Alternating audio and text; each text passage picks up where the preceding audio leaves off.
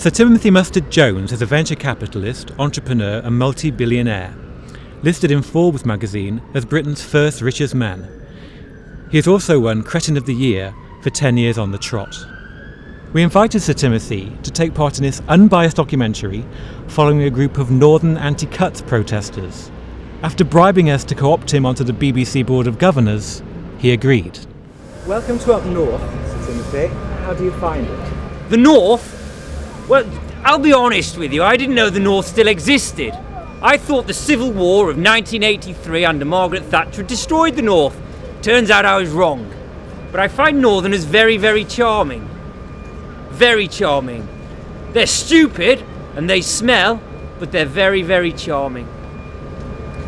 The Prime Minister and your friend David Clegg Cameron has part of his arm in Sheffield. Why do you think people in the North think he's such a twat?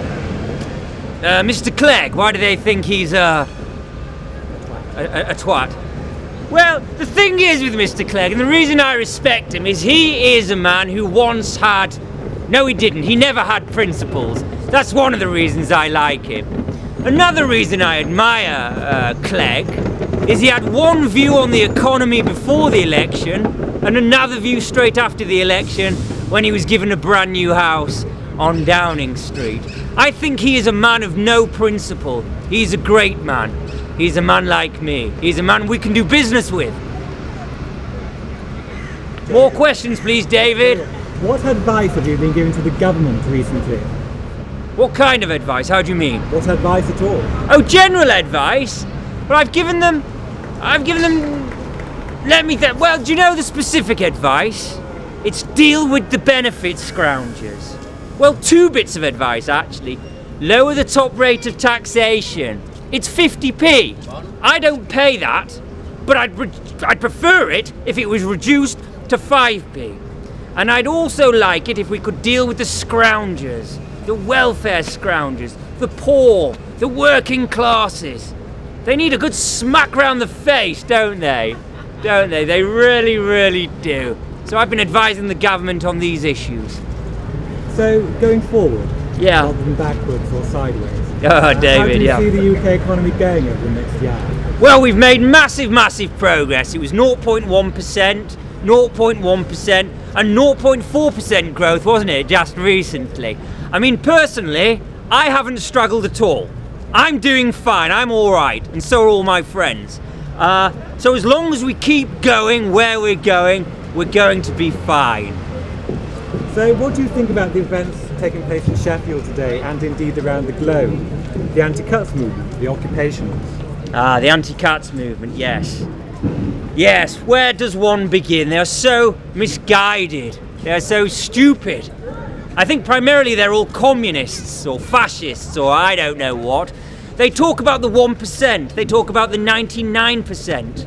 Well, I am a member of the 1%. And let me tell you, I'm a damn sight brighter than the 99%, you know? I earn a lot of money. A lot of money. I speculate on currencies. I buy businesses and then sack all their staff and then make even more money. I award myself massive bonuses. Let me tell you, the way things are going now, the way we run this country now is the right way. For the 1%. So what's your occupation? Sorry, what do I do? Yeah. Well, as I said, I buy companies, I gut them, I get rid of all the stuff and I sell them on for a massive profit. I speculate on currencies. I own I own a lot of property in the south. I own a lot of crappy property in the north. I overcharge the tenants. I do a number of things. I've got many fingers in many pies. What do you say to those who call you a chiselling, money-grabbing, slave-driving bastard? I say thank you. That's a lovely compliment. And what's your take on tax avoidance, Sir Timothy? Oh, on tax avoidance, I'm very much for tax avoidance. If you want to keep the wealth creators in this country, if you want people like me to stay in this country, I have to avoid paying tax. Why should I pay any taxation at all? Why? Why? I contribute so much already. It's trickle-down economics. That's what it is. It's trickle-down economics. We heard that your take on tax avoidance was around about £5 billion. Is that right? That's correct. Well, £10 billion. Okay, well, near enough. What are your views on banks? I love banks. I really do adore them. If my one wish is that they could have less regulation or be self-regulated. And what are your views from the windows of your 10-bedroom house in the Caribbean tax haven? Beautiful. It's a really wonderful property. It really, really is. I just wish I didn't have to spend so much time over there so that I didn't have to pay tax over here. It's such a pain. Your wife is reported to take all your income from your string of companies and assets and avoid paying any tax at all on it. Yes, she is, yes. Tell us something about that. Who inspired you to do that? Who inspired me?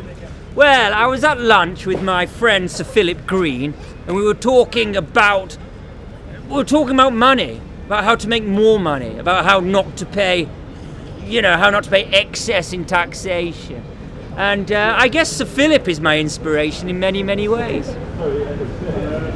Now, recently, there have been reports that a Russian call girl called Nadia blackmailed you out of £1 million after taking pictures of you dressed as a Russian call girl called Nadia, wearing your mum's knickers. What do you say to that? Yes, I can't deny those stories. I do know a Russian call girl called Nadia, and she's lovely, she's wonderful. And I did buy her a £2 million ring. Does she like your ring, Sir Timothy? I don't like the tone of your question, David. What are your views on the Eurozone? What are my views on the Eurozone? I think we should have a referendum on Europe tomorrow. That's what I think. Right, okay. And finally, one more question. Yes. When will you be giving Boris Johnson his hairband? I find that quite frankly insulting. If you're going to demean yourself and get down to personal insults, then you've already lost the argument. You smelly northerner. I'm fed up of the north. It's disgusting. It's absolutely disgusting. Look at these people. Why don't they get jobs? What's going on? I come all the way. I've had enough. I've had enough, David.